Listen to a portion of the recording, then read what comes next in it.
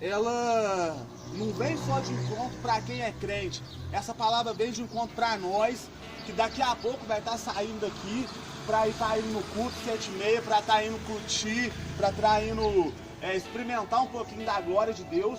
Mas ela serve também para aquelas pessoas que estão se arrumando, que estão se preparando, mas para ir para um lugar diferente do nosso.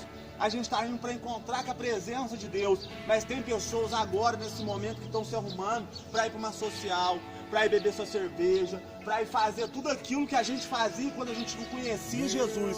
Então essa palavra não restringe somente a nós, essa palavra restringe a todo mundo, aonde a minha voz alcançar. Essa palavra é para todo mundo, porque o Evangelho de Cristo, ele não faz acepção de pessoas.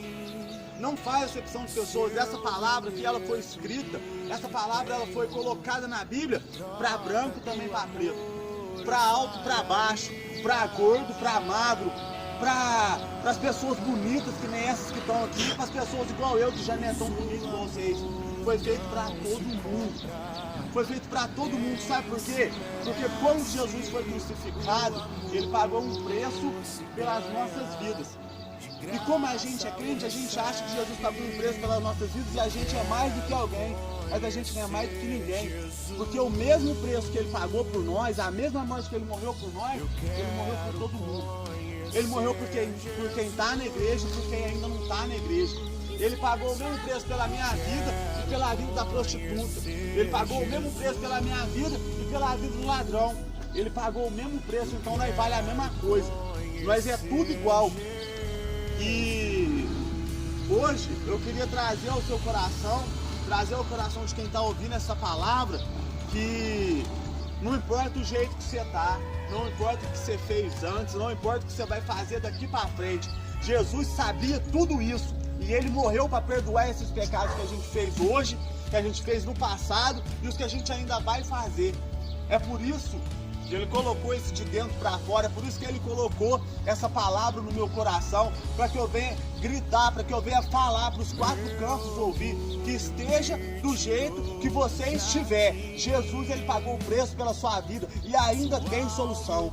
Se você ainda respira, se você ainda tem o fôlego de vida, ainda tem jeito, ainda tem solução, ainda tem chance. Jesus, ele morreu por nós.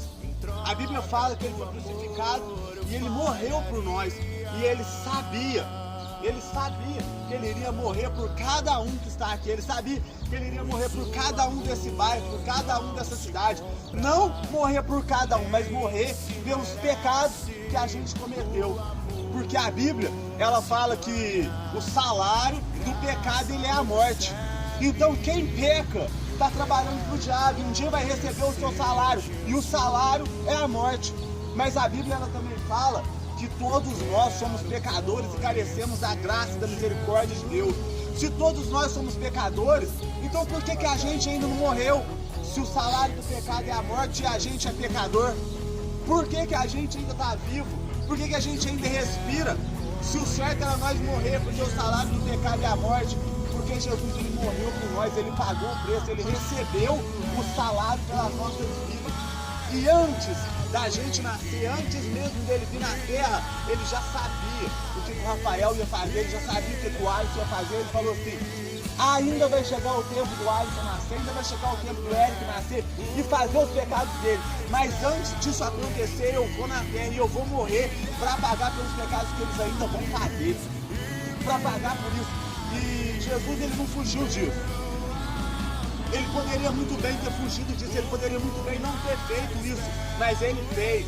Ele veio para a terra para morrer uma morte dolorosa pelos pecados que a gente ainda nem tinha cometido. E ele não fugiu disso. A Bíblia mostra claramente que ele não fugiu disso, de morrer a nossa morte, mas a gente pode viver a vida dele. A gente tarda em decidir. Às vezes, quantas vezes eu, na situação que eu me encontrava, eu falei assim para Jesus: ô Deus, então por que você não me leva de uma vez? Para acabar com o sofrimento da minha mãe, para acabar com o sofrimento do meu pai. Eu só faço bobeira, eu só faço coisa errada. Então por que o Senhor não me leva? Tudo isso que eu fiz errado já era para ele estar morto, já era para ele ter morrido. Então por que o Senhor não deixa ele morrer? E eu não ouvi a voz dele, mas hoje eu escuto a voz dele. E a voz dele grita, a voz dele brada, forte, forte, forte, a resposta do porquê que eu não morri enquanto eu estava fazendo aquelas coisas erradas.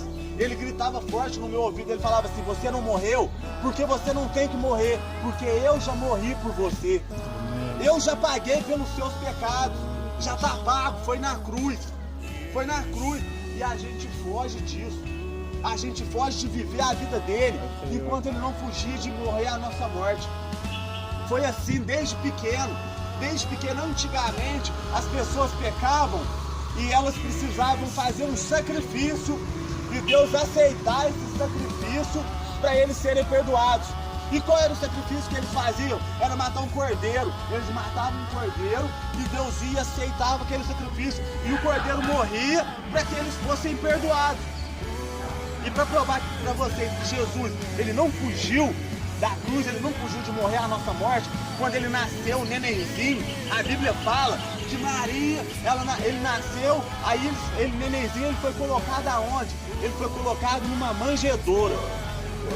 E aí, a gente foi pesquisando e olhando, sabe o que se coloca na manjedoura quando é pequeno? Um cordeiro.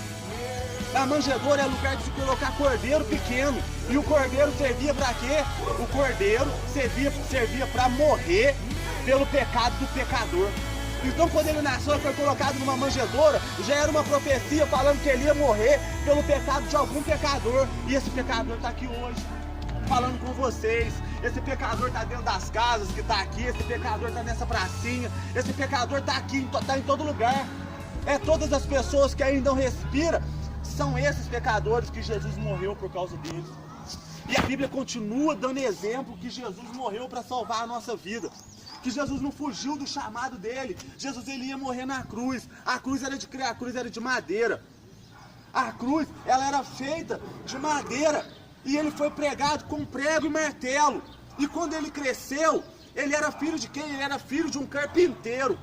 E ele se acostumava com o quê? Ele aprendeu qual profissão? A carpintaria. Ele já estava se acostumando com o madeiro da cruz e com os pregos que iam entrar na mão dele. Ele não queria fugir. Sabe por que ele não queria fugir? Porque ele sabia que certo dia alguém ia estar falando da palavra dele na pracinha do Bela Vista e alguém ia ouvir e ia falar assim: eu preciso desse Jesus, eu preciso dele. Então ele preferiu morrer, pagar pelos pecados, pra gente hoje aceitar ele no nosso coração. Glória e viver a vida que ele não pôde Deus. viver, porque ele teve que morrer por nós. Aleluia. Ele teve que morrer por nós. Ele não fugiu de nada disso. Ele não fugiu de morrer a nossa morte, mas a gente foge de morrer a vida dele. A gente foge de morrer a vida dele. Às vezes por medo, às vezes por achar que não vai dar conta. Muitas e muitas pessoas, eu já ouvi muitas pessoas falar assim: eu não vou para Jesus agora porque eu preciso consertar a minha vida. Eu preciso consertar algumas áreas da minha vida. Eu não vou para Jesus agora porque eu ainda bebo, porque eu ainda fumo, porque eu ainda cheiro, porque eu ainda me prostituo. Se eu não tivesse ido para Jesus, se eu tivesse esperado eu parar de cheirar, se eu tivesse esperado eu parar de beber, eu parar de fumar, eu parar de me prostituir para ir para Jesus, eu não estava com Jesus até hoje. Eu não estava com Jesus até hoje, porque a palavra fala que a graça dele se aperfeiçoa na nossa fraqueza. Jesus não trabalha com máquina, Jesus trabalha com gente. Jesus, ele morreu, não foi por máquina que é perfeita, ele morreu por gente. Então quando ele morreu, ele sabia que hoje você teria essa fraqueza, você teria esse pecado, você seria desse jeito, mas mesmo assim ele morreu. Sabe o que quer dizer? Quer dizer que ele te aceita do jeito que você é. Quer dizer que ele te aceita com esse pecado. Quer dizer que você precisa aceitar ele também. Ele vai te mudar, ele vai te moldar, ele vai te libertar. Se você respira, você ainda tem chance. Você ainda tem chance. Eu tenho um amigo meu que cresceu comigo. Ele foi para a igreja primeiro do que eu e ele se desviou. Hoje eu tive a notícia que ontem, na madrugada, ele tentou suicidar 3 vezes. A primeira vez ele estava com a arma na cabeça, o filho pequenininho dele tirou a arma da mão dele, tentou pular na frente do caminhão, não conseguiu, enrolou uma corrente no pescoço, pendurou e se enforcou. A mãe dele conseguiu pegar ele, mandou ele pro PA. Graças a Deus que a mãe dele conseguiu pegar ele. Graças a Deus, por quê? Porque senão ele tinha morrido? Não, porque senão ele tinha ido pro inferno. Ele não tinha se consertado com Jesus. Mas ele está respirando hoje, então ele ainda tem tempo. Amém. Então ele ainda tem tempo. Mas por que ele tentou tirar a própria vida? Porque ele já não estava aguentando mais a vida que ele estava levando. Ele não estava aguentando mais o jeito que ele estava. Era toda sexta-feira, era de quarta-feira pra frente, ele já começava, a mente dele, por ser uma mente humana, uma mente fraca, já começava a maquiar o mal, já começava a maquinar, a fazer plano para as coisas ruins. Em vez de ele pensar, vou para a igreja, em vez de ele pensar, vou trabalhar, vou criar um futuro, ele não conseguia. Ele só pensava, eu vou com a galera, eu vou com a rapaziada, eu vou fazer o que eu preciso de fazer para me curtir. Mas depois que ele acabava de fazer tudo isso, aquele vazio ainda continuava no peito dele. Por mais que ele quebrasse, por mais que ele curtisse, ele acordava e falava assim, eu ainda preciso de mais. Sabe por quê? Porque o que ele estava precisando não era aquilo que ele estava buscando. O que ele estava precisando não tinha onde ele estava indo. O que ele estava precisando, aquela resenha, aquela conversa com os parceiros na esquina, não dava para ele. O que ele estava precisando era a mesma coisa que eu estava precisando quando eu era viciado. Era a mesma coisa que eu estava precisando quando eu dava trabalho para minha mãe. Não era farra, não era mulherada, não era alegria. Era a presença do Espírito Santo. Amém. Era a paz que ele traz para o nosso coração. Glória a Deus. E por várias vezes Jesus me chamou e eu não tinha coragem de aceitar o chamado dele. Eu estava no meio dos meus parceiros, eu estava na roda dos meus parceiros, aquilo já não tinha graça para mim mais. Eu falava assim, eu sei que eu vou começar, que eu não vou conseguir parar, e depois eu vou ter que colher tudo isso que eu estou plantando. E mesmo assim eu fazia, eu não conseguia parar. Eu não conseguia enxergar que Jesus estava me chamando, até o dia que eu parei para escutar a voz dele.